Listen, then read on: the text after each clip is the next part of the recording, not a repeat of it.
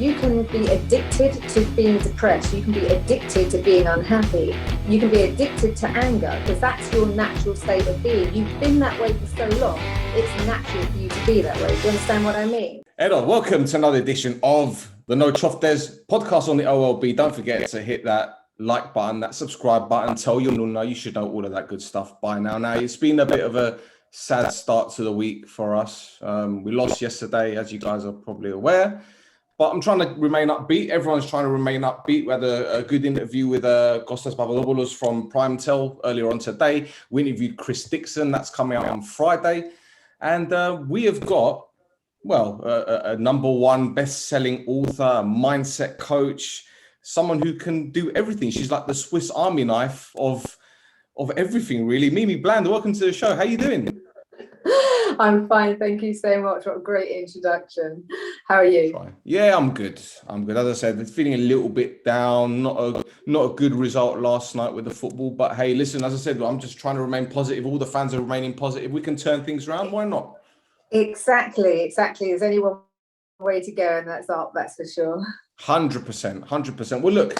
Tell me, well, first of all, congratulations on the book. The guys can't see it because I've got this thing in the background and everything just looks all like, see, like, and here it is. Can you see it? Really slowly there. See, yeah. I can see it. Yes. So how does it feel to be a number one international best-selling author? Yeah, it's good. I wrote the book. I just wanted to write something that was really simple that people could understand. There's so many books out there, but they're so wordy and you just lose yourself in it. So I wanted like a practical ABC so people could understand how their mind and their thoughts and their emotions create their situations. So it was more like, you can get those like do-it-yourself dummy type books. So it's a very easy read for people and a very small book as well. So that was the intention behind it, really. Now, what has brought all of this on? And the reason why I asked this, and you've probably been asked this a million times before, but I know people who haven't really studied. They've had previous jobs, but then all of a sudden they've got an Eventbrite page and they're motivational speakers. And I'm thinking, what, how? But you've followed every single path, haven't you? So you know what you're talking about. So where did it all start for you? Well, for me personally, it was like I had a lot of issues myself. I had a lot of abuse and a lot of issues growing up and throughout my whole life. And then I had bulimia. I had a lot of issues. So I tried a lot of different modalities, meaning like I tried hypnotherapy, life coaches, loads of different things, but they didn't actually work for me, as in it would be a very short-term fix. So I would come out feeling good for a little while and then I'd go straight back into a pattern. So I really sort of like, I trained in everything. I trained in NLP, life coaching, emotional freedom technique, Reiki, you name it, I'd done it all. But there was still stuff missing for me. So I really wanted to know how our minds create things. You know, how does it work? What, who are we inside of this body, and how does it affect every area of our lives? Why do some people heal? Why do some people not? I wanted to know everything. So I went on a 25-year, well, really, it's my whole life. I'm obsessed with it. I just study morning, noon, and night, but I'm just really passionate about it. So that's where it began, really, and where it's going to end, I have no idea. Well, look, a lot of people ask me, well, what's the point of doing this actual podcast? And the answer is pretty simple. I started doing videos on Instagram with regards to the club that I support in Cyprus, and over the past year and a half, it's gathered a lot of traction. But people have told me that they admire the positivity, because in Cyprus, in football, you've got a lot of cynical people, a lot of people that are very impatient. They're very quick to jump on the manager's back. They want the managers sacked. They want players sacked, etc., etc. There's not much patience, and there isn't much positivity. And with the club that I support, there's been financial issues. There's been lots of issues down the line. But I started doing these videos and people started jumping on and saying, this is fantastic. I've had messages from coaches, from the players, and in a way it's helped. Now, I wanted to get you on because you know about minds and emotions and how people react to certain situations. And obviously football and many sports, not just football, there are people such as yourselves that are being employed to talk to athletes. So have you ever been involved in something like this? Yeah, I mean, I've worked with some international, I've worked with footballers, I've worked with a few golfers, I've worked with lots of different sporting professions and all people from all different different walks of life. At the end of the day, it all comes down to the same thing. The answer is you. Every single situation comes from yourself and from your mind. Everything does. There's nothing external that, we think it's something outside of us that has to change, and it isn't. Everything has to be changed inside, and then your external changes. But we're not taught that, so it's very difficult for people to actually understand that. So it's a reverse of what we've actually been taught at school. And I think because we're not taught the foundations of who we are, how we create things, and how our mind and body works, we always think that it's something that's happening outside of us, or it's because of, we're always reacting to something, but we don't have an understanding of why we're reacting, and if we had that foundation, then we could understand things a lot better and then go do the internal changes. So what's the most common thing a sports person, yeah, of course. But what's the most common thing a sports person has told you about themselves or about their career? Is it a fear factor? What is it? No, I think it's like anything. Like when you go to do something, you can prepare for something, and then as you step in to do something, then your brain starts talking to you. So it's that voice in your head that's like overthinks, overanalyzes. You start talking to yourself negatively, so you completely lose your momentum, and you just lose your focus, and you lose, you lose the objective of what you're actually trying to do, and then you sort of like start sabotaging yourself. So a lot of it's self-talk, a lot of it's negative emotions that come up, because every single thing of that, it's chemicals that you release inside your body. So it completely disrupts your game. It can completely put you off your focus and everything else. So sometimes you'll see a really good golfer that's having an amazing, an amazing tournament, and there's others that are really high up that are just losing it because they've lost the whole concentration. Their focus isn't where it needs to go, and they're just like, their focus could be on something completely different. So everything's a state of being. You have to get your state of being, your mind, your body, your emotions, all aligned up and very focused in the direction you're going. Because if one's out, then it pushes everything else out as well. So what techniques would you recommend? Because obviously this isn't a quick fix. This isn't one of those things where you can, a footballer can go on the pitch, they'll have a bad game, they'll get all sorts of abuse on social media, they get slaughtered by their manager, they might go home and then their wife might be pissed off with them for whatever reason. How do they get back into that sense of being, that sense of positivity? It's a difficult thing, isn't it? Yeah, it is. And people say positivity. Positivity is not really what it is. Positive thinking, it doesn't really last. It's just positive thinking. But it's about really reprogramming yourself. It's about learning how to master yourself, really, master your mind and emotions, and pre-paving. So you're preparing yourself in advance for situations that are going to come up. So it's about sort of like starting with awareness of because we're all programmed from conditions from birth. So we're literally just a walking program of anything that's happened to us, what we've seen, heard and felt from children. And even though we think it might be the football player or the manager or the wife, it really hasn't got a lot to do with them. It's got to do with the emotions that you're carrying from a child, or things that have happened to you that you've observed, and you've created a little program about it. So that's why it's very important for you to develop awareness, because when you have awareness, you can understand your triggers, you can understand the feelings that you feel when things are happening, and you can bring yourself back quicker. So it's about learning how to shorten the refractory period, which means the emotional response to something, so you can get back in control of it rather than it controlling you. So instead of you being like the external conditions, you're responding to them, you're actually in control of them. So you can see when you're going to get triggered, and you can do your breathing, you can bring yourself back and stay in the present moment, because that's the key. Because otherwise you're always thinking in the past, or you're always thinking about how things used to be, and you're factoring in all the negative things. Or you can, you learn to stay in the present moment where all your power is, and you refocus, and then you get back in control of yourself. So that's where it all is, really. So it's about starting with an awareness of what's triggering you and your emotions and things. So would you say that's more like an unconscious kind of being rather than a conscious? Definitely, everything's subconscious. You know, like we think, and with our wishes and dreams and things, we would think with our conscious mind. But 95% is everything is subconscious, and that's what we don't understand. So it's the subconscious programs that make us react and everything. That's why you have to have a very, very clear vision. You have to have clarity to know exactly what you want in life. Because once you've got that clarity, then you've got that focus, then that's what gives you the drive. So you always focus on that. Otherwise, you're always being triggered to past emotions, which drag you back to past feelings, which you then bring into your present situation. And then your future, you're just going to create more of the same as what you've always experienced, because you're the same person, basically. So it's about really defining who you want to be, what characteristics you want to have. Like, if you want to be more confident, if you feel like you need to like, especially if you want to do football, or if you want to do golf or something like that, how would a professional footballer feel? How would you, what sort of beliefs would you have to have? How would you feel? How would you think?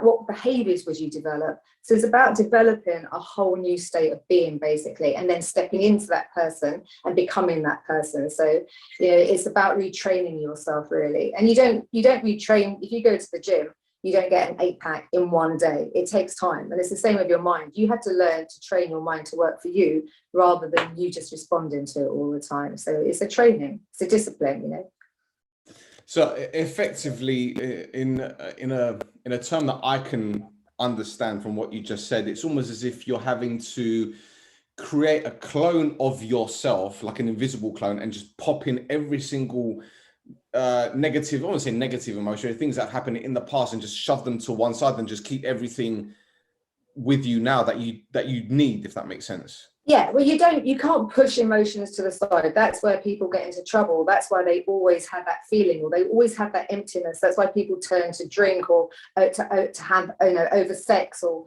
too much food, because they have an emotion that they're not addressing, and they're always trying to suppress it. That's why when you have a feeling that comes up, you've got to learn just to be able to be present with it, and just to understand it's just something. It's just feelings, emotions are just vibration. They're just energy in your body that needs to be released. So you just feel it. Don't overanalyze it. That's where people start going into, like, why am I feeling this way? And then they start thinking about it, and they make it worse. So you just feel it, acknowledge it, and just breathe and just let it go.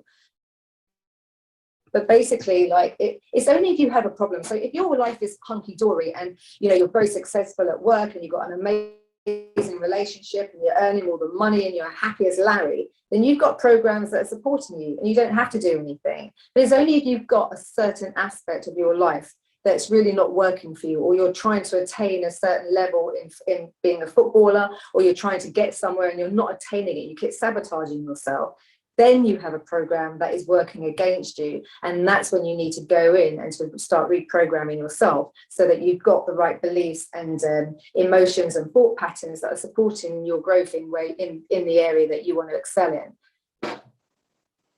Okay, so let's bring in a scenario then, hypothetically speaking. Let's say you've got a footballer who was, I don't know, grew up in war-torn Yugoslavia, ended up playing various clubs, and now he's on an island where the sun is shining all the time. He's earning good money, he's playing football, he's still happy, but at the same time they're still having to cope with, I don't know, PTSD. I guess that's the best word, or the best phrase, or what's the word, acronym I could use to describe it. How do people with PTSD cope with that situation? And I'm gonna throw in another scenario, if you don't mind me. Okay. All right. Yeah. Cyprus was invaded by Turkey in 1974. My mum came over to the UK as a refugee. She lost everything. But there are many people in Cyprus who are still in the same situation. But the youngsters, even though they are educated about what happened in 74, they don't feel it because they weren't there, but their parents do. So again, that PTSD, that stuff that's happened in the past, that's obviously affected them. How do you put that in a bottle and just shove it to one side? It's almost impossible, isn't it? Yeah, it is. You can never not remember things that have happened to you, because there's always going to be, like, there'll always be a piece of music, or you'll see something that's going to trigger you back to the emotions and back to those memories. So you can never not live what you've lived, but you can it's about refocusing. So if you keep looking at what has been, you're just going to create more of what has been. So that's why you have to have a vision. You have to know what you want and where you're going, and put all your focus in that direction, because then you can't unlive it. But what you do is, the less you put your focus on something, the emotion, it doesn't have the emotional triggers. People, like when they go into therapy or when they're doing certain things, they're always talking about their issues. They're always talking about what's wrong. And that all you're doing is creating more vibration, more momentum of the things you don't want. And that's what people don't understand. You've got to stop talking about what you don't want. It's the complete opposite. The more you talk about it, all you're doing is making it alive. You're keeping it alive. You're putting more and more focus, more energy into that thing. So you take your attention off that thing, and then you focus on what you do want. So what is it that you do want? What's the solution to your problem? What are you trying to create? What are you trying to build? What are you trying to make? And you put all your focus and attention into that thing, and all the emotions that is going to be, you're going to embed in it, of how you'll feel once you're actually living that situation. And then over here, will become less and less and less. But the more you keep factoring in those bits, or in 1976 this happened, so it might happen now. Or do you remember when this happened to Rodney in 1945?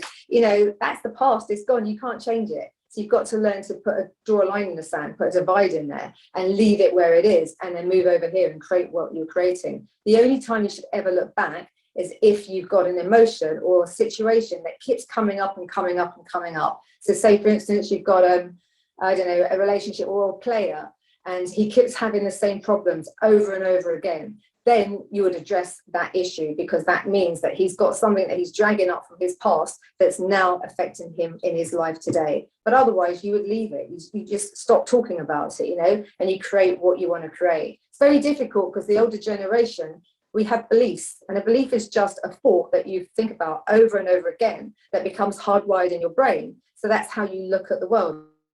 That's we don't see the world as it actually is. We see the world as we are.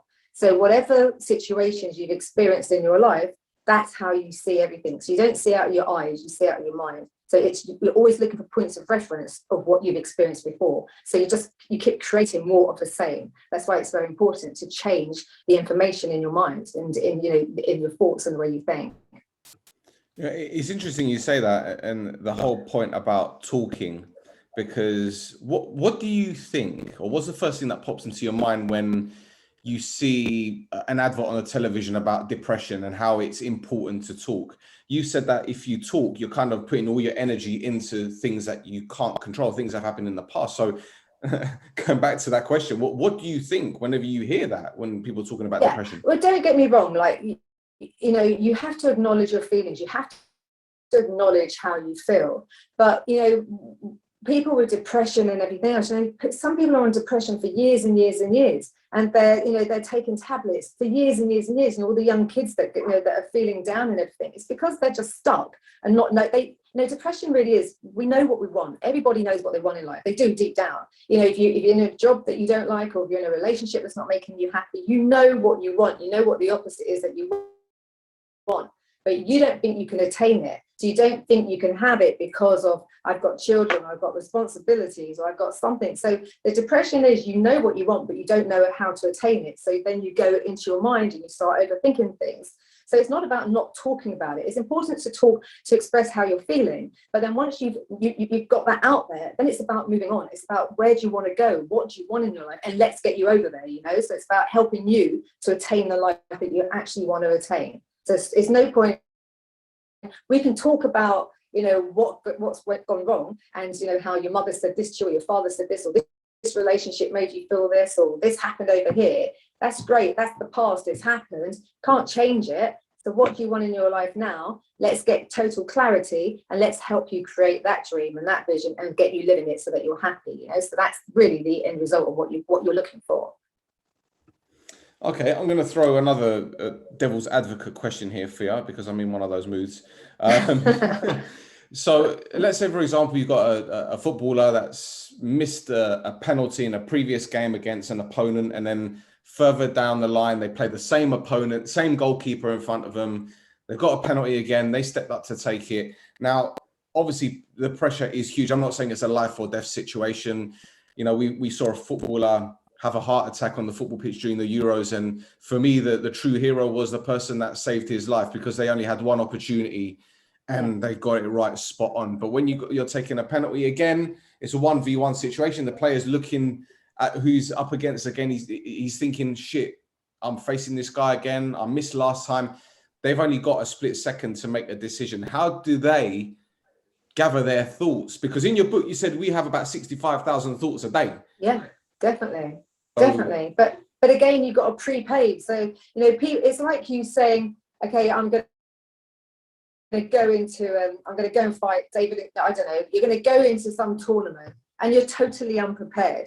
So, you know, you're going into an arena, say with a fighter, but you haven't prepared for the fight. So you're going in basically naked. So you prepare before that. So before his match, before he's going to take that goal, you know, if he's missed it before and he's playing against the same goalkeeper, he's going to have that image in his head. He's going to be replaying that whole scenario inside his mind, and he's going to have a sequence of thoughts and feelings that are attached to that. So before that next game, you're now going to retrain your mind. You're going to start focusing on the penalty that you want to take. You're going to start visualizing it. You're going to start affirming it. You're going to start seeding a whole new outcome, a whole new focus of you actually achieving that goal. So it's all about when you start preparing the brain, you're teaching it before the event. You know, your brain doesn't know if something's happening, if it's real or if it's not real. So you're going to replay it. You're going to teach it through habit and through repetition. The outcome that you want. So you're going to teach it beforehand. So you're pre-paving. So when the event comes, he will then go up to that goal, not saying that he might score that goal, but he'll be 99.9% prepared to take that goal and to give it his best shot, because he's going to be completely focused. He's not going to be thinking about the past. He's going to be completely present and give it his, 100% of what he's got to attain the results he wants. Wonderful. All right, let's talk about the E word, energy. Now, this is something that I'm a firm believer in. You know what they say, what goes around comes around, all that kind of stuff. That is how I feel. The energy that you put out is going to come back to you, whether it be positive or whether it be negative. And this is what I keep saying. Like, when I'm doing my videos, I try and be as upbeat and as powerful with my delivery, with what I'm saying, because I know that it's going to resonate with a lot of people, and they will probably feel the same way. And hopefully that energy transfers onto the pitch to the players. This is just my thought process, and people are going to look at me and think, oh, you're talking shit, but you can relate, can't you? Yeah. Yeah. Everything's energy in life, everything, like we are, we're not taught that way, but, everything's vibration, it's energy, it's frequency. So how you think and how you feel is creating, it's like a magnet that you're putting out there. So the thoughts you think, the feelings that you feel, it's putting a vibration out there, and you're attracting back to you what you are outputting. It's as simple as that. The good, the bad, and the ugly. So you're responsible for all of it, everything. The people that you bring into your life, you attract them. Nothing happens just, we have synchronicities, but you bring those people to you because they're on the same vibration as you. If you keep meeting the same relationships, if you keep bumping into the same people, having the same, if you think about it like this, if you think about your past relationships that you've had, most of them have very similar traits. If you think about the girlfriends that you've had, at the beginning, they've all had very similar issues. That's because you haven't changed. You're bringing yourself wherever you go. Same thing as a job. People think they leave a job because they're unhappy. They go to another job. They just find the same boss because they haven't done their vibrational work, first of all. So everything is coming from yourself. So if you want a different result, you have to change what you're outputting. And then you'll change what you're actually attracting back into your life. So is that something what you described as a vibrational signature, like your own stamp on things, like your own code, so to speak? Yeah, definitely. So like I say, you've got to think of yourself as like just like a walking battery, basically. We have no comprehension. Like if you go to a hypnotist and they'll pick up a pen and they hypnotize you, they will say this is a red hot poker, and they can put it on your arm, and your arm will blister and burn, and it will actually bleed. it's just a pen, but it's your mind. So your mind thinks. So your mind is so, so powerful. And it's really awful that people have no comprehension of the power of their thoughts. Your thoughts create every single thing in your body. Mixed with your emotions, then, you know, you've got to be very careful what you output in, because that's sickness, disease, that's everything. You know, nothing happens to us.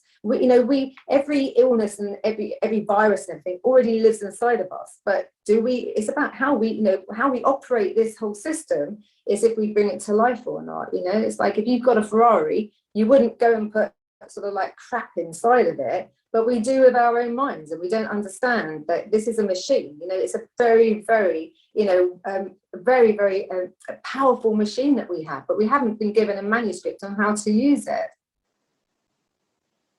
So yeah, so we constantly live in response. We're always responding to external conditions rather than learning how to master our minds and emotions so that they can work for us, and then draw the things that we actually want to experience to us. We don't actually have to go out and get anything. You know, people say you just sit down and, you know, hum and meditate and things come to you. Well, actually they do to a degree. You do have to do action, but you do inspired action. So when your mind and your body are in alignment, which means that you are focused in a way so you're sending out that right signal of what you want to attract, then the things will come to you, the people will come, the synchronicities will happen, not the other way. So if you're trying to do it out of needing or wanting or desperation because you're unhappy, you're sending out a whole different vibration. So you're attracting things on that vibration. So do you understand what I mean? So if you're needing a relationship, you're putting out the signal that I need.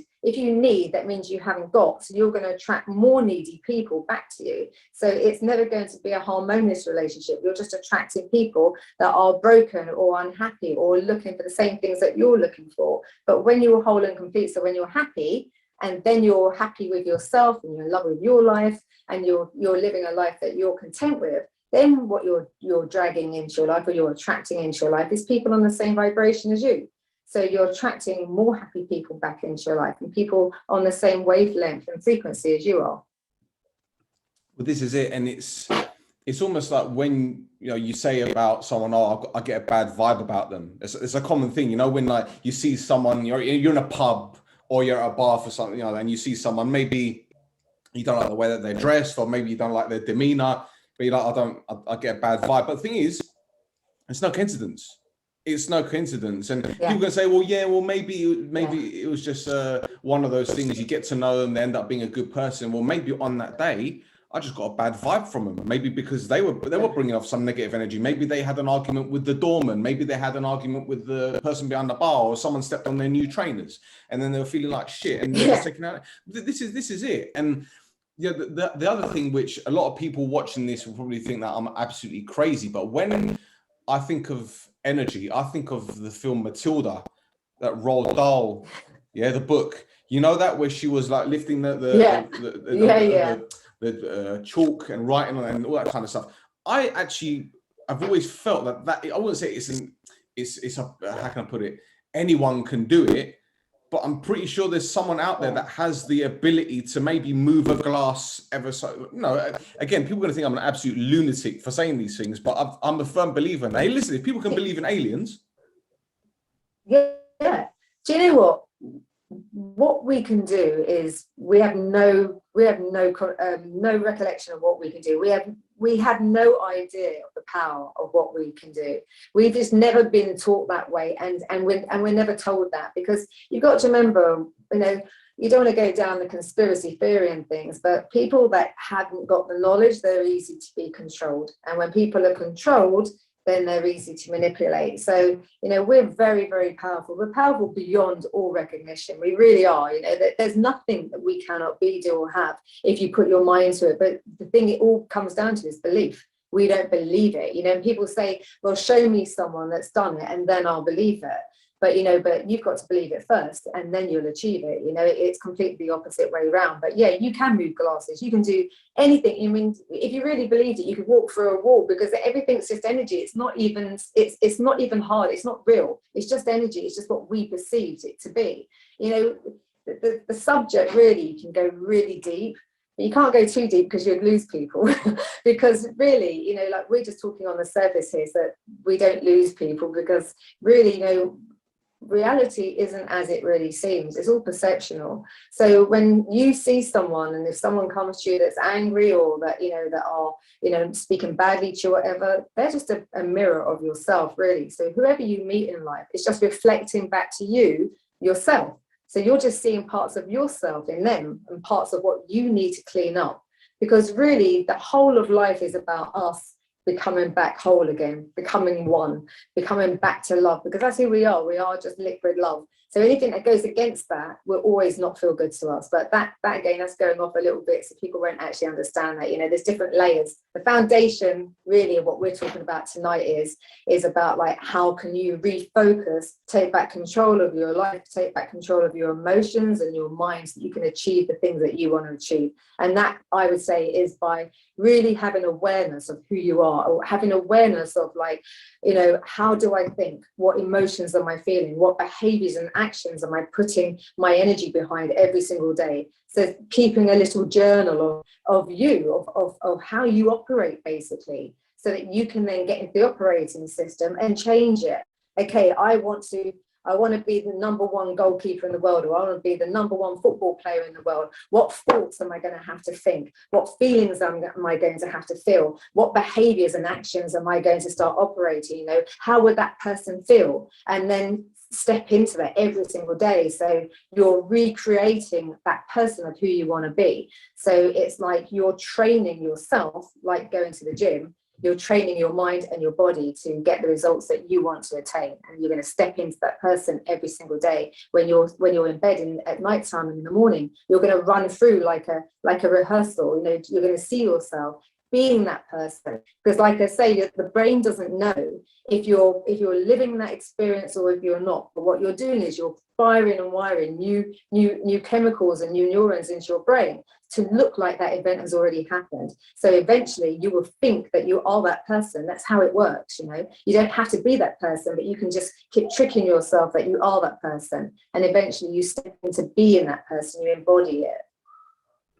So when you have someone that's, say, new to this whole positive mind state, and to try and make their lives better than what it is, because everyone wants to improve on something, you know, whether it be improving on their physique, improving on their financial status, improving on, you know, not being that the middle child, or to get some kind of other recognition from whatever issues they have.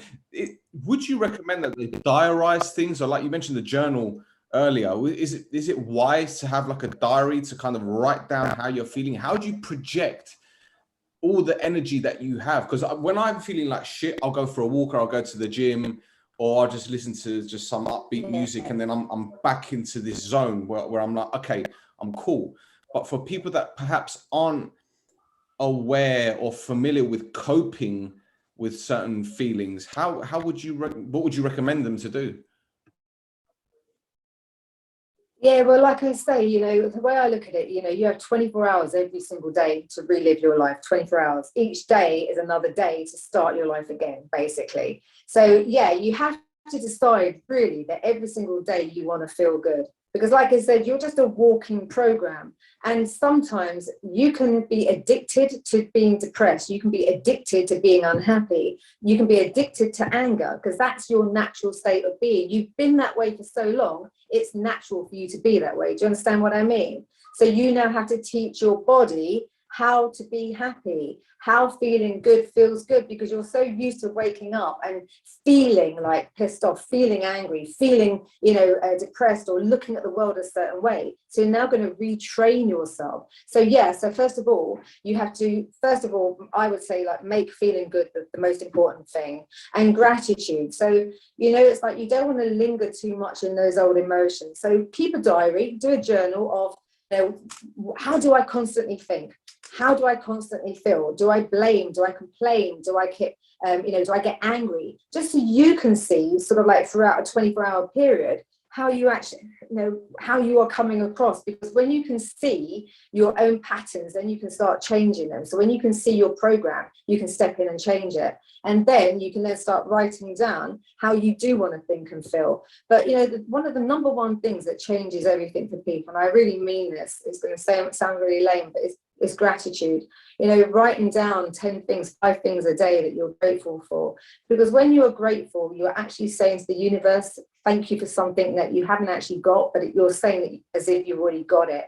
But gratitude can change everything so quickly for people, and I really mean that, because again, as you're saying thank you, so I'm grateful for, it could be simple things. So I'm grateful for the fact that it's sunny today, or I'm grateful for my grandchildren, or I'm grateful for having the ability to wake up and have a cup of tea in the morning. Whatever it is you're grateful for, just think of 5 things every day that you can be grateful for, because that's building a momentum. It's changing your vibration, and that's what it's all about. It's about changing your vibration. And when you're feeling bad, like you said, have some things that you can you can have in place, like go for a walk, listen to uplifting music, do some dancing, go and have a bath, or go for a swim, go for a bike ride, whatever you find that lifts your feelings up and makes you feel good. Do it. So that's what it's about. It's about you now changing your state of being, and you pre-paving it. So instead of waiting for yourself to feel bad, you're training yourself every day how to feel good, and that becomes infectious. Feeling happy and feeling good it's just as infectious as being depressed and feeling negative. You just don't practice it every day. That's all. Well, this is it, because I've noticed from some of our players' Instagram posts and their stories and all that obviously last night's result wasn't what they wanted. It was quite a disappointing result given how well that they played. And just trawling through some of their stories, this morning and this afternoon, you could tell that they were despondent. You could tell that it hurt them. And I've always said, you guys always put in 110, 120%. I've never once turned around in the past year and a half I've been doing these stories to say this one didn't put in an effort, this one did, because they always give it their all. And I think because they're so heavily scrutinized, and granted it's the nature of the beast, so to speak, but they're so heavily scrutinized that I think fans who are obviously invested emotionally in the club and the players, naturally they're going to be critical. But the thing is that they're overcritical. And for me, I've always said I've got no problems with fans and supporters being critical, be it with me, because I've been over positive sometimes, or even to the players. But what I've always said to the fans is, listen, just cut them some slack. They're human after all. Yeah, they're human. They might be demigods to you guys, but they're human.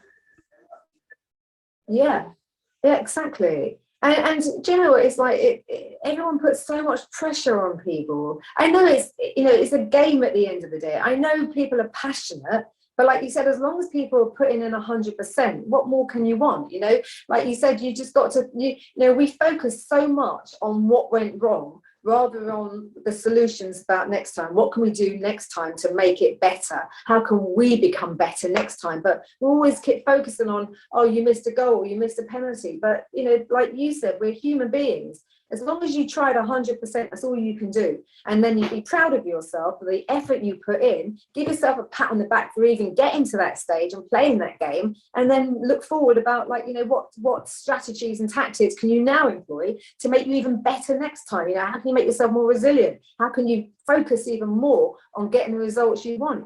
But like you said, any game that you play, it's a 50-50. You're either going to win or you're going to lose. And the players and the supporters need to back the players, because again, you've got to think about it. They're doing it the wrong way around, because if you keep sort of like putting negative energy in and saying that, sort of like running them down, all you're doing is putting the wrong vibration over to them. But if you keep telling them, they're amazing, you've done an absolutely fantastic job, we're really proud of you guys, then they're going to go out wanting to do better next time. It's like anything in life. Look at the England players, the 3 guys that missed the penalties. They tried the hardest that they could. What more can they expect? But everybody was like, talking about them like they'd done something so terribly wrong. But if they, the pressure being there as well, they're young kids. They're young kids that are giving it their best, and again, through practice And through sort of like doing something, you know, a few times and, you know, going to these events, you build up confidence as well. So it's about, you know, being patient with people and loving them, supporting them,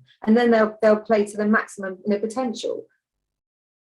Absolutely, and you know, credit to our supporters, because it's not loads of them. It's a minority of them that are quite divisive and toxic and very critical. You know, that the club has always said that the supporters, you know, they're like the 12th player. You know, they get behind the players, and it's a remarkable thing, because I'm like I say, I'm a strong believer that if you get behind a team, you get behind your players, they're going to appreciate it. And it's not just about, you know, having a good relationship with the players. It's about them being part of a family. And one of our players who's a good friend of mine, Matt Derbyshire, when he left the club, they did an interview with him, and the guy said to him, "What does this club mean to you?" And he goes, "Family.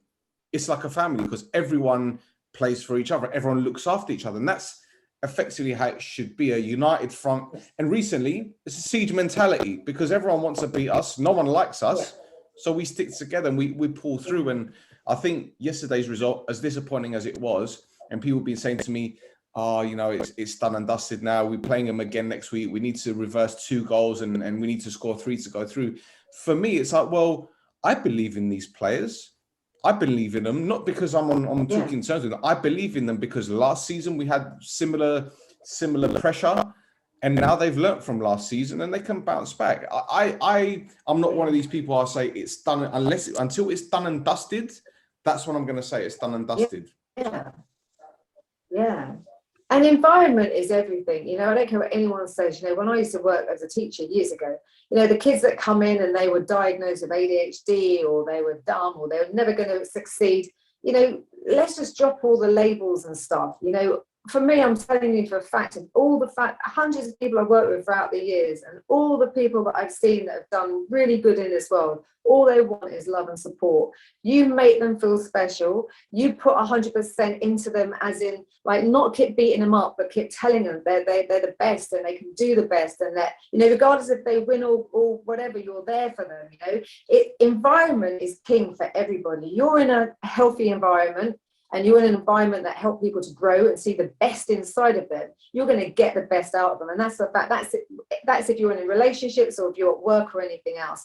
Everybody wants to feel good. Everyone wants to feel good about themselves and have someone that believes in them. You know, most of the people I work with, they've never had parents that believe in them, or anyone that's told them that they're amazing or they can do good. You work with some of these people that are broken, they can do anything. You know, I've worked with people with nothing, and then they become pilots, or, you know, that they're homeless and then they're off the streets, because all they want is someone to believe in them. That's all it is, you know.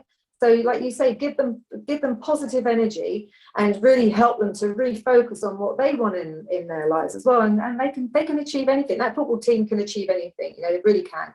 And I agree. Do you know, I was talking to one of the players last season. He doesn't play for us anymore. He left in the summer. But it was after one game where we lost, and he messaged me screenshots of all these fans giving him abuse. And I said to him, you wait at the end of the season, when we win the league, everyone's going to start turning and they're going to start saying all these positive things. And lo and behold, when the club had when we won the title, they had a big party at the training ground. There was thousands upon thousands of people, and the players were having photographs. And no one went up to him and gave him the stick that he got a few months prior to that. But this is what I'm talking about. A lot of divisive people, a lot of toxic people, and a lot of impatient people. And that's another quick subject I like to touch on, because you've given me almost an hour of your time, and I really appreciate it, because I know you're a busy woman. It's okay. But yeah, I'm okay. Fantastic. So patience. Obviously, you know, we're all impatient in one way or the other, whether it be, you know, our kids taking too long in the bathroom first thing in the morning and you have to take them to school, or whether you planted something and it's taking forever to grow, etc., etc. Patience, you know, they say it's a virtue. The way I see it is that everything is a process, and I can relate this to football, where you get a new manager, you got a new technical director, you got new coaching staff, you got a new analysis team, you got new players. Everything needs time to gel, to fit together like a puzzle. However, when you've got outside influences, like be it the media, whether it be supporters, people with no patience, that expect things to happen, not now, but yesterday, like Amazon Prime, bring it now. It's got to be done now. How what kind of techniques or what advice would you give people who perhaps do have that lack of patience, and what would you say to them? How would you cope with that kind of stuff? Do you just tell them to just be patient for fuck's sake and slap them across the head? I don't know. Well, you've got to think about, a lot of people that go to these football events and, they're angry people. It's not really anything to do with the football. They're just angry people. They've got anger inside of them. And then Don't just, generalize. like, Come on, that's not marches. fair.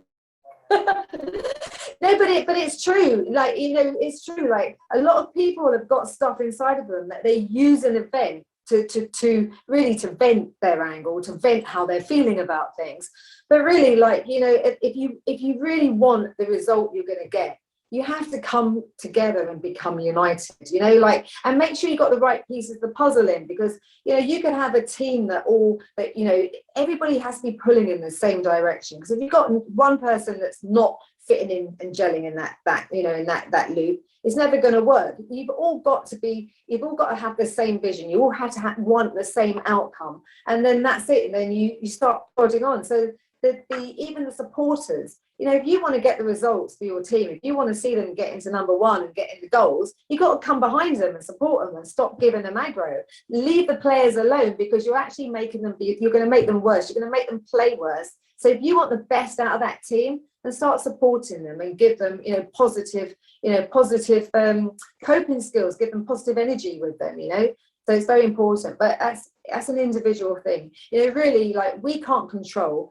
anything external to us. We can't control what people say about us, how they feel about us, but we can control ourselves, and that's what it's all about. And that's what my work is all about. It's like, the external conditions really don't matter. You can put blinkers on, you can put a blind on, as long as you learn self-mastery. Because when you learn to master yourself, you don't care what anybody's saying outside of yourself, because you've got full control of what you're listening to and where you put in your focus. And that's what life's all about. It's about mastering yourself. So the external doesn't matter what's happening. And also then when you learn to master yourself, a lot of the external will change, because again, it's all a vibrational thing. So if you're letting people get to you, you're going to actually attract more negativity towards you as well. So it's about creating a really positive vibration around you, having a total clear focus on where you're going, and keep really focusing in that direction, and knowing who you are. If you know who you are, I'm not saying you're a badass, but you're confident. I'm not, believe me, I'm a pussycat. You know what you want. You know where you're going in life, and you know what you. That's not what I've heard, but you know what you want in life. This is a conversation we're going to have off the air. Thank you very much. We'll have that one in a minute, but it's all about knowing who you are, because if you have low self-esteem, and if you don't have confidence, and if you don't love yourself, it's very easy to let people get in there with their little triggers, and chip in your brain, put those little seeds in there.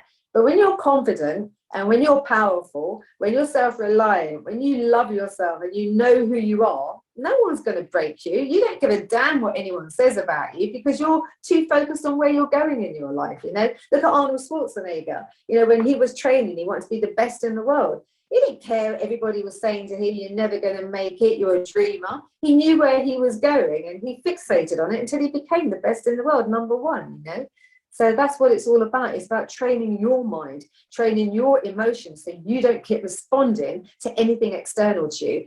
Everyone can be saying you're a piece of shit or you're crap or whatever around you. You're not listening to them, because in your head, you're number one, you've already won already. So that's what life's all about. It's not about the external. It's about controlling and changing the internal so the external works for you, and we're here to live a joyful life. So let's take the pressure off ourselves. All of life is supposed to be joyful. So we're here, we only have one life. So let's make it a joyful event, rather than making it heavy and, something that's depressing. And who wants to live a life like that? Just wake up every day and be happy and enjoy your life. Well, this is it, because we've got social media, your Facebooks, your Instagrams. We're always looking at what other people are doing. And it's not like by choice, because you open the app and then you see all these photographs. So, well, you do have a choice. You can not have the app. You cannot use it, really. But I think because back in the day, it would be like your mum talks to the next door neighbor, and the neighbor talks to this one, and this one did that, and this one said this, and this one said that, blah, blah, blah, blah. Whereas now you've got social media. So people airing their dirty laundry on Facebook, people putting, but the thing is, it's what I tell people. I mean, there's a friend of mine, I'm not going to mention her name, but she's very focused on how other people live their lives. And I'm like, well, how do you know that they're happy? Well, I've seen their photographs on Instagram. I says, let me tell you something. Instagram is a platform which you can show people what you want them to know.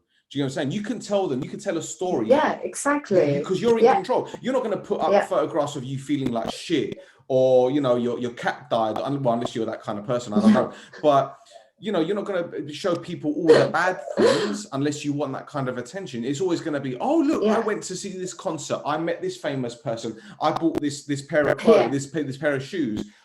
It's always, you're always controlling the narrative. And I think the problem that we have these days, that's a problem that we have, personally. Yeah, totally. I think you're 100% right, because, you know, I work with people as well, and they come and see me and they're like, I'm so depressed. Why? Well, look at, you know, Johnny over there. He's got 4 kids. He's got a yacht. He's always traveling. They live in the most amazing house. And I'm like, well, I actually know Johnny. He's a manic depressive. He hates his wife. His kids are little shits. So, you know, like you said, it's all perception. Every single thing in life is perceptional. You know, you change the way you look at things, the things you look at change. You know, we live our life always looking at through the lens of like what so-and-so is doing and so-and-so is doing. They're living crap lives. I'm telling you, the majority of people on Instagram and Facebook, like you said, they put what they want people to think, but behind the scenes, they're living just the same lives as anyone else. You know, I'd say there's 10% that are actually really happy. So, but again, why are we looking at anyone else? You know, like your business ends at the end of your nose. So if you like, I don't go on social media ever to check anyone's stuff out, ever. I go on to put my work on and I come off. I don't watch the TV. I don't read the newspapers, not because I'm ignorant. I don't want to be programmed with all the rubbish that's around the world. I want to choose the world I live in, you know? So why go on Instagram or Facebook? Fill your mind with stuff where it's making you feel less than, because somebody looks like they're doing really well in the world and they're going on holidays and they've got money, and then you then get depressed because you're thinking, well, my life's not changing. My life's a piece of crap. Why would you do that to yourself? You're causing yourself the pain and suffering. No one else is. So turn it off. Just get off it, you know, but we're nosy. You know, we should call it nose book, really, because everyone is so nosy into other people's business, you know? Yeah. But if you invested the amount of time in yourself that you do in other people's business, you'd be so happy. Yeah, you really would. Exactly. But like I said, it's all about, you know, controlling the narrative, and you show people what you want them to know about you. That's the main thing, whether it be holidays, definitely, whether it be a new car, but no one actually says, well, which method did they use to get this car? Are they hiring it? Have they bought it outright? Have they stolen it? You don't know, but who cares? You shouldn't focus on what other people are doing. You just need to focus on yourself, because, you know, it's like I said to my daughter, like she talks about her friends. I've got this and I've got that. I says, well, listen, let me tell you something. Is this one paying for your clothes? Is this one paying your mortgage? Okay, not obviously her mortgage, but mine, so to speak. So don't worry about what other people are doing, unless they're putting food on your plate. Then don't give a shit about anyone else. But there's one more subject I want to touch on, and obviously the whole world has been going through this at the moment. COVID, you know, millions of people dying. People not able to see relatives, not able to attend funerals, not able to see, you know, their grandchildren or new kids being born, etc., etc. The whole grieving process. How would someone cope with losing a relative? I mean, like I said, we've all got our own mechanisms. But what would you recommend doing? What's the first thing that you would say? If someone's saying, oh, I've lost my mum, for example, what's the first thing you would say, apart from, okay, I'm sorry for your loss, this and that, but what would you say to them to start that process of grieving? Yeah, see, it's a really difficult one for me, because I've got a completely different belief system about this whole COVID, about life and death. So it's very, very hard for me, which I'm not going to get into now. But, you know, there's no such thing as death, to be honest, either. It's just a changing form. You know, my mum died sort of like, well, I think it's coming up to 8-10 months now. And it was really difficult. I was really blessed that I was able to have the time with her. Because of COVID, they wouldn't allow her to go into hospital, and she had something quite minor. But being with her every day, holding her, being able to really sort of like just build some memories, really. So when she passed, it really helped me to realize, you know, as much as it was a sadness, it really made me realize just how fragile life is. It really did. Like, you know, nobody leaves us. That's what we have to understand. You know, we're taught that there's life and death. There's not. There's just a change. It's just a change of form. But people are always with us. Everything is energy. So nobody leaves. They're still with us. But you never connect with people in your grief. You only connect with them when you're thinking of them in love. So when you like close your eyes and you think about them, it's like they're still with you. You know, I'm closer to my mum now than I am. I mean, we were like that. But I feel like she's not died. I can't even cry because I don't feel like she's left me. You know, she's still with me. So all I would say is, think about what did they teach you? You know, what did you learn from them? Because life is a lesson. You know, we're here to really learn stuff about life and about, you know, it's so short. We think we've got forever and we haven't. We might not even wake up tomorrow. So what did their life resemble to you? You know, what can you get out of it that they taught you about life, and what can you now use as a gift to help you move forward? So, you know, for me, my mum really taught me that, wow, like, don't live a life that you don't want to, you know, live. Be really truthful to yourself. What is it that brings you the ultimate joy? Because, you know, for me, like, I don't want to live like in the olden days. You were taught to stay in the situations even if you was unhappy. But like, why? You know, like, what do you really want? Do it. Stop making excuses. And you know, you were talking about earlier about the change as well. You know, it's why people always mess up is because they try and dive in and make massive changes in their life. It doesn't work. If you want to lose weight or you want to sort of like get fitter, just add something into your life. So add an apple, walk to the nearest lamppost. Don't go too big, you know, like, so you're talking about sorrow. You know, think about all the lovely memories you had. Think about all the things that you've done together. And if you don't have any, you can actually make them up. You know, our minds, we can change any situation that didn't work for us by going back and rewriting it how we want it. It's as simple as that. You know, there's things that you can do, but you can actually go into the operating system. You can create an event that it wasn't how you wanted it to be, and you can go back and rewrite it. So it sort of corresponds with what you do want it to be, you know. So all that's what dementia is effectively, isn't it? COVID and, you know, this pandemic, and yeah, it is definitely. But it's about, like, for me, it's about being grateful. Again, gratitude, being really grateful for the life that you had with them, for the life, you know, for the time that you had with them. And if you had a really turbulent time with them, you know, and things weren't right with you, and you never got that time to fix things or to go back and say things that you wanted to say them now. Write them a letter, script it, because it's just all about getting it out, you know. But at the end of the day, like, just be really grateful for having them in your life, and for you know, for the life that they lived, and don't sort of like mourn them. You know, in this country, we spend our lives mourning everything, where in the States they rejoice. Life is supposed to be a rejoiceful thing, you know, and most funerals that they make it a joyful occasion, because life is a joyful occasion, and that's what we need to do. It's about rejoicing that we had them in our life, and that, you know, we had the ability to love them, you know, and that's it. You know, we've got to learn to let that go and move on, you know. And like you say, I like to think of it as well, like, if my mum's watching me, which she is, then how can I make her proud? What can I do that I know that she would have liked to have done in her life, and then live life to the max? So that's what I would do. That'd be the greatest expression that I could ever do for her as her daughter, is live my life to the max, and that's it. And the thing is, I think because it's getting a bit dark in here. Can you still see me? Yeah, just about. You're glowing. There you go. There she is. So I think because we, you know, as I mentioned earlier, we've got social media, so we've got telephones that have got cameras, yeah. And we're lucky we have these amazing tools where we can create memories and keep them, you know. And with my grandmother, before she passed, She was early stages of dementia, and I was out in Cyprus, and I'll never forget this. She would remember a story that happened 50, 60, 70 years ago, but she won't know what happened the day before. But as I used to quiz her, I was like, tell me about this, tell me about that, and I record it on my phone. So when I went back to England, I sent them to my mum, who's my mum's mum. And then when my nan died a year later, my mum still got those on her iPad. And I was around there the other day, and I'm like, do you remember this story? She goes, what story? I said, play this voice note that I saved on your iPad. And she was like, oh my God, I can't remember. I don't remember you putting this. I'm like, it's here. There's about 15 voice notes. So she sat there listening to them. And yeah, she got all teary-eyed and whatnot, but it was stories that she remembered being told when she was a kid.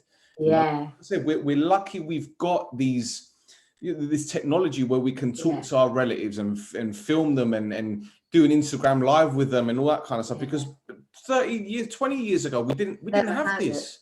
Didn't have it. So and there's no greater, and there's no greater memory than the memories you carry in your heart. You know, there really isn't. Like, you know, everything that we have, we don't need pictures really as well. Like, we got memories. Our minds can remember things. So you just have to close your eyes, put your hands on your heart and breathe. And that person's right there in your head, you know, so they're still with you, you know, and you're so right. You know, one thing that I'd say is, like, you know, everybody's trying to change the world, or they're always trying to save I don't know, the dolphins or some project in the world, or fighting this or fighting that. You know, we've got people in our own families that people don't even care about. We've got old people, like, you know, like my mother passed. I've got my dad, you know, he's on his own now, you know, like, we have to think about, let's bring it back to our own homes as well. Let's, like, love the people that are in our own families, because there's old people that are lonely and that don't see anyone from morning to night, or even people that aren't in our families and we haven't got any people in our families. There's old people on their own. Go and visit them, just go and sit next to them, have a chat with them, you know. Like, we've got to stop thinking just about ourselves. And that's another thing I'd say. If you have depression, or if you have anxiety, or if you have any form of, like, you keep feeling low, go and devote your life to somebody else. Because when you make other people feel better, you feel better. Because sometimes when it's all about you, all you're doing is focusing about you and what you need, you're miserable. But when you make your life about how can I make somebody else's life better today, you feel amazing. So, like I say, go and give to other people. It really lifts you up. 100%. And in Cyprus, they got these coffee shops, they call them gafenia, where it's traditionally old people, old men that go there. They sit and they play tavli, which is like this board game with dice and all that. And you know, the younger generation might ride their bikes and go past them, and they completely don't acknowledge them, because this is the culture. Like, the old people go to the gafenia, they sit there, they have their coffees, they have their conversations. But I tell you what, you know, to sit there and listen to the conversations that these people have, to talk about their past, to talk about how they grew up, it blows your mind. And listen, I'm 40. So when I was 20, I didn't give a shit. Do you know what I'm saying? You when you're young, you don't care. But then as you get older, you think, shit, like, I wish I could ask those questions. Yeah. You know, when I hear I've got friends whose grandparents are still alive and they were in the Second World War, I'm like, ask them fucking questions. Yeah. Because these are things that it's unbelievable. And again, I think it's because we take each other for granted. Yeah, we do. We take definitely. family, and it's sad. But, you know, again, I think that's like you said, it's a subconscious thing. You don't realize you're doing it. No, you don't. It's too late. Yeah, and you get so wrapped up in your own life as well, you know. Like, I love talking to old people. And now, I mean, I love talking to people anyway, but I love talking to old people. And the other day I met an old lady, and I always ask them the same things. If you could go back, looking back, what is the one thing you regret or you wish you could change? And they'll always say to me, like, oh, I just really wish that I would have lived the life that I wanted to live. And I'm like, what do you mean by that? Well, I wish I hadn't stayed with my husband, or I wish I would have traveled. Or, you know, it's the regret. So, but you know, I had this funny story. I met this little old man last week, and he must have been in his 90s, and he was walking along the road. And I always like saying hello to them. How are you doing? In case they haven't spoke to anyone. So I said, hey, how are you doing today? He goes, great. He goes, can I ask you a favour? So I said, yeah, of course. He goes, you know, today's World Kissing Day. I said, never knew that at all. he said, can I give you a kiss? I was like, oh, okay then. So he gave me a little kiss on the cheek. I thought, you know what? It's made his day. What does it matter? You know? But it's like you said, sometimes we just got to think about what other people, he might not have spoken to anyone for 2 weeks, you know, like the little old lady that I sat next to, she said she had no family around her. Her husband died, her children live in Australia. So let's just make the time for people because it makes them feel good, you know? So like you said, we're so self-centered. Everybody's worrying about themselves. And then when you talk to people, it's like, well, I don't have the time. I'm like, well, you've got the time to go down the pub. You've got the time to phone, you know, I don't know, Doris and talk about hair rollers or shopping for 10 hours. Everyone's got time if you want to make the time. It's like you said, it's if you can be bothered or not. But the conversations you have, they're mind-blowing. You know, you can learn so much about yourself and about life as well. So, out of curiosity, how long ago did that old man stick it on you? You're going to tell me now when World Kissing Day was on, aren't you? I think it was a fortnight ago? Was it about a fortnight? Was it World Kissing Day? 6th of July, mate. So it was, what are we now? Oh, there you go. See, he was telling the truth. See? So, but that chat-up line only works once a year. So he's got to wait another year to do it. Hey, smart guy. He knows what he's doing. Controlling the streets. Yeah, he was looking out for me. No, he's looking to every woman he saw, you know? Jesus. And I was feeling special till you blew it. Sorry, broke your heart there, mate. Sorry. Well, Mimi, listen, it's been absolutely fantastic talking to you. This is your book. We've got 2 to give away, and you've kindly signed as well. So we've got 2 to give away. We're going to do a giveaway on Instagram. So you can just about make it out. So I've got a couple of journals I've thrown as well. So if anyone wants a journal, I'll send you a couple of journals as well. Okay, show off. Look at this one. Fucking hell. Only gave you an interview. I'm listening here to promote your journals as well, you know, mate. Opportunist, it's all right. It's all good. No, I honestly, if you promote your website, is there anything that you want to tell our viewers how they can get in contact with you? Anything they like to promote? And I know you like to go to Cyprus and do this kind of stuff anyway. So I would. I'd love to go to Cyprus. So yeah, any opportunities, if you want me to come and motivate your footballers, I'm there for you. I'm your girl. I'll even wear the t-shirt. Yes. Website is www.mimibland.london. Sorry, I forgot my own website then. And if anybody wants to follow me on Instagram, it's actually Myriad. So it's a bit hard one, but it's MYRIAD11. So that's, is that your real name? Oh my gosh, I knew you was going to ask me that. Yeah, it is. I don't use my real name because it's Spanish. And for some reason, my parents gave me the most weirdest real name. So it's very long. Listen, you're talking to a man who supports a club in Cyprus, and we've got 2 Spanish players. Thank you very much. Yes. Have you? So 2 Spanish players. What are their names? Because I bet they're just normal names compared to mine. There's Jordi Gomez. Oh, okay. And there's Hector Juster. Okay, I'll tell you mine then. Okay, you ready? Okay. Are you prepared? Yes. Okay, it's Myriad Linda Angeles Sansere, which means 10,000 beautiful angels and morning stars. So now you can see why I stick with Mimi.